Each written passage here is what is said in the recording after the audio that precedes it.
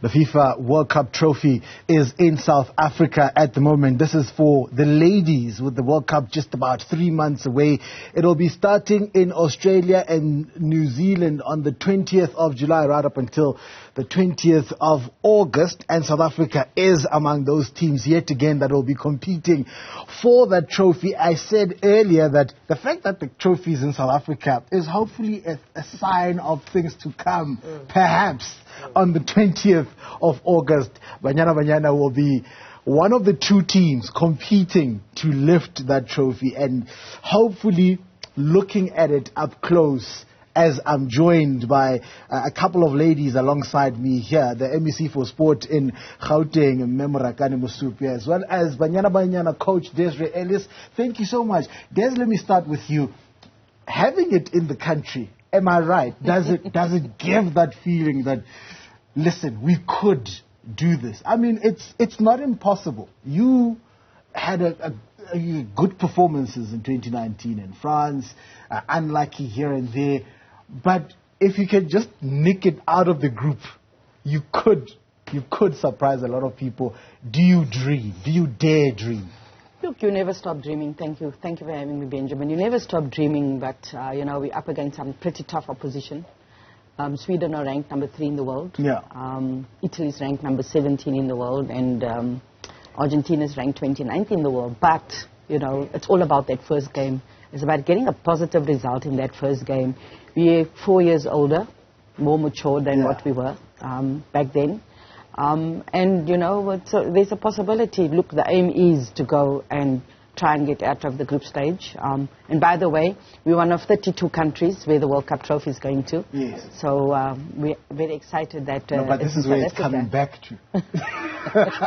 Okay, Coach, we'll talk also, because as you prepare, you are doing a lot of things, playing some important matches. You released the squad yesterday. We'll talk about that ahead of the game against Serbia. We'll talk about that a little bit later as we go along. But let me also welcome the MEC in Gauteng for Sport, Morakane. Thank you so much. Thank you. And a lot of people might be wondering why Gauteng, because I mean, there's 9 provinces in South Africa. The trophy is touring South Africa, not touring Gauteng. So did you have to bid? Did you have to fight for the right to host the trophy? And I will talk about the fighting and the bidding later on. But when you say why Gauteng, why not Gauteng? Okay. Gauteng is the heartbeat of the nation, is the heartbeat of SADC. So it is properly placed. It should be here.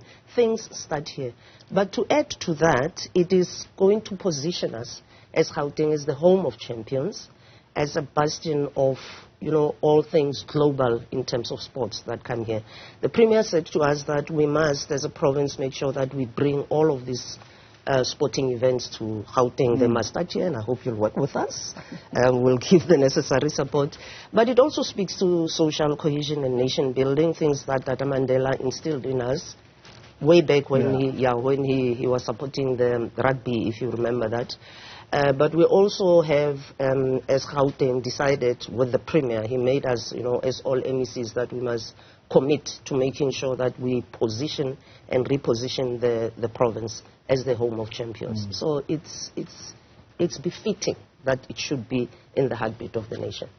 And of course, there's inspiration that comes with looking at something like this. I talk about the team looking at it, but also there's for the children that are going to get to see this trophy, that are going to get to be up close with it and possibly see some of their favorite Banyana stars. I think over the last 8 months or so, Banyana have grown in popularity, and the children that get inspired by the team, and today will be very important along with the trophy, to possibly get a new generation of football players, ladies football players in South Africa.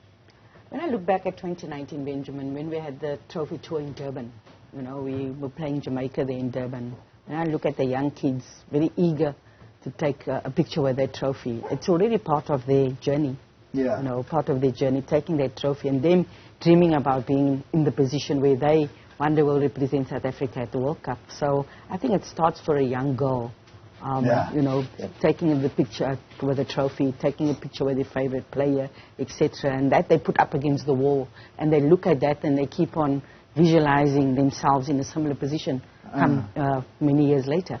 And years later could just as well be not that many years later, because South Africa is hoping that the 2027 World Cup will be coming to the country. There's bidding processes or underway to put together a document already underway to be sent to FIFA. So you never know. Those who get to Soweto, to Shapa Soweto, or previously Nike Center in Soweto today, might just be there in 2027 when South Africa perhaps gets to host the World Cup and represent the nation. But I speak about that venue. Why? Why did we choose those specific venues? Because I understand tomorrow it's at the Chris Hani Mall in Vosloorus. Look, football is a sport where it is supported by mostly people who live in townships. If you go to any match and you look at the stands where people are, it's mostly people who come from townships. So we took a clear decision, and I'm sure you know that our premier is a football fan. Avid football fan. So he actually told us that, look guys, what we have to do is to recognize people who support football, and for them to get the message that we actually see them. We understand what they're doing. And in addition to that, we need to develop the businesses in townships. So we felt, why not share this joy, this inspiring moment with townships? So it was a clear decision that we are going to take it to townships where people who support football actually are. But I want to add to something that you said with the development of football for young girls. There are programs that we have at schools, and it has shown interest for young girls. Most of them now are joining the football sporting code. They want to play. Yes. Out of the 300 schools that we support, there's more interest from young girls to join, and it's because of what you said. They see these heroes and they want to emulate them. So we are encouraging them and we are supporting them. When you talk support, MEC, what is that support? What happens? What do you provide to these schools? Okay, you know, the simplest thing would be we would share a program with them, obviously after consultation with SAFA and COSAFA, to make sure that we are in line doing the correct thing. But for adults, it would be your coaches, your referees, those kind of things. So teachers that are involved, that are interested, they will be given the necessary support and training. But where they don't exist, then we get them from SAFA, and I think we'll be bringing the IBA Cup that we have bid for soon, very soon, hopefully we win it. And then we also supply schools with attire. And where SAFA brings us people who are qualified, we also bring them training as well. So, but remember, these are children who are in school. So as government, we must just make sure that they don't neglect the schooling part of it. Of so that balance also is brought into play. But those that are talented, we have also schools of specialization. I think there's one in the Rosina Sidibane. Yeah, we are giving them support. Also financial, as government, we have that responsibility as well, to give them financial support. But we don't focus on financials only. There's a balance to make sure that, what we do it properly, and we do it within the ambit of their policies. Des, I mentioned that you picked a squad. Is it a preliminary squad that you chose? Yes, it's a preliminary squad. The traveling 23 party will be announced later. Yes.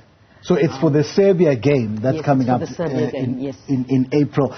You recently came back from Turkey. A lot said about that trip here in South Africa. You've said your part about it, so I'm not there. But you were looking for certain things on that trip as you prepare for the World Cup. And I don't know if you found them or a certain percentage of what you were looking for. What are we looking for now? What's the next phase of preparation for the World Cup down under? Look, we're preparing for the first game against Sweden. So already back then, a lot of our training was based on that, because we cannot wait until we get to camp just before the World Cup starts. So we're already working on how we want to play. And I think Slovenia gave us that. We were challenged in a way. They came at us. They pressed us high. And that's similar to what Sweden is going to do. They had a lot of wing play. That's similar to way Sweden was going to do. And we needed to adapt, and I felt that the players found very good solutions for that. Second half, you know, we were all over them, but we didn't manage the last couple of minutes that well. And I think that is one of the things we've got to do better. We've got to be better in our transition when we win the ball under pressure. So those are some of the things we're working at. Serbia recently, not so long ago, beat Germany 3-2. So it's quite a good team that we're up against, again, a European team, because we have 2 European teams in our group as well. So we're trying to get a lot of resistance, but also to put our plan in place. So you're happy with the kind of opposition that the association is lining up for you? Oh, yes, most definitely. Okay. Is there any mix of like new blood that you're integrating into the team specifically for this task? Not really. We try to also be consistent in who we select, but we also look at players that are in form in the league. You know, Ntombi Fikile, we know as Fiona, has really been scoring a lot of goals. Wendy, Shongwe, both of them have been part of the team before. They're also part of the bigger core group. You know, they come back, some others come back. So we have a local camp first, you know, starting next week, where we work with the local players first, and then the 23 player party will be, you know, selected, and then we meet up with the players from abroad and go to Serbia. I don't know about you, Des. I'm starting to feel it. I'm starting to feel the World Cup fever. MEC, how is government getting into that euphoria? How are we making sure that Banyana is adequately prepared for the World Cup? Is there any specific thing that you're hoping to contribute? Yeah, there's a lot that we are contributing, not to Banyana only. I'm glad that you spoke about the camps that you have. Look, we are also supporting tertiary institutions, and I just want to name a few for you here. It's the Mamelodi Sundowns Football Club, the University of Johannesburg Football Club, TUT, and a few others. And we are going to invest just over 2.5 million for their development. Like I said earlier on, we must be guided by the captains in the industry. You know, this is what you're supposed to do in government. We're not just going to be throwing money at them and then saying that you'll see what you have to do. So it's a structured program that we have.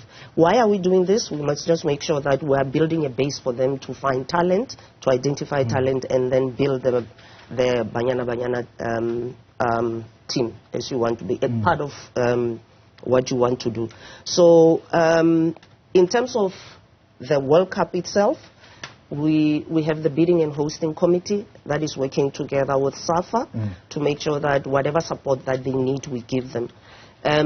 Sometimes we support the programs that they have already, and then sometimes we build up programs with them. But you know, this is a very structured world. Your world is so structured. I found it very stressful, but it's okay. I'm getting there. I'm getting used to it. But the advantage of working with a structured environment is that you know what to do, when to do, what to bring on board, and what not to do. So for us as government, because we are, you know, we must be compliant with the law, it makes it easy for us to support them. So the bidding and hosting committee is on board. We had, I think, 2 meetings with SAFA already, just to get a sense of what it is that they want us to do at national level. We're going to still meet them at provincial level, because we are a provincial government as well. But we appreciate the fact that, you know, they're talking with us at all levels, so that the support that we give them, it's balanced and it's clear. So there's a lot that we're going to do with them, depending on their programs in the main, because it's their environment. Ladies, what's happening today, specifically when you leave here? You have a busy day ahead. I already saw the schedule, but for the benefit of our viewers, there's music, there's DJs being lined up. What pops out of the program for the day? Coach? I think it's the clinics. The clinics, of course, with the kids. I think that is really going to be exciting for us. And, of course, pictures for the trophy. I think if you're a young girl and you're interested in football, I think not many get an opportunity to take a photo with the World Cup trophy. So that should be on the top of your mind. And then enjoying the coaching clinics with other coaches and players as well. I think that's going to be really exciting. If I was a young girl and I'm You're playing not? football. No. Okay. I was a very young girl, and I'm into football, and I'm playing football. Yeah. That is where I would want to be today. Oof, that's where I want to be. Coach Desiree Ellis, thank you so much for your time this morning. We wish you all the best in the upcoming 3 months and going to Australia and New Zealand. Morakane Mosupyoe, thank you so much. And we will be keeping in touch with your department to see how things are going, not only in football, but there's a whole lot of other things that we need to discuss. Thank you so much to the both of you ladies for joining us this morning. So the trophy tour of the FIFA Women's World Cup is the trophy is in South Africa at the moment, today and tomorrow, Soweto as well as Vosloorus.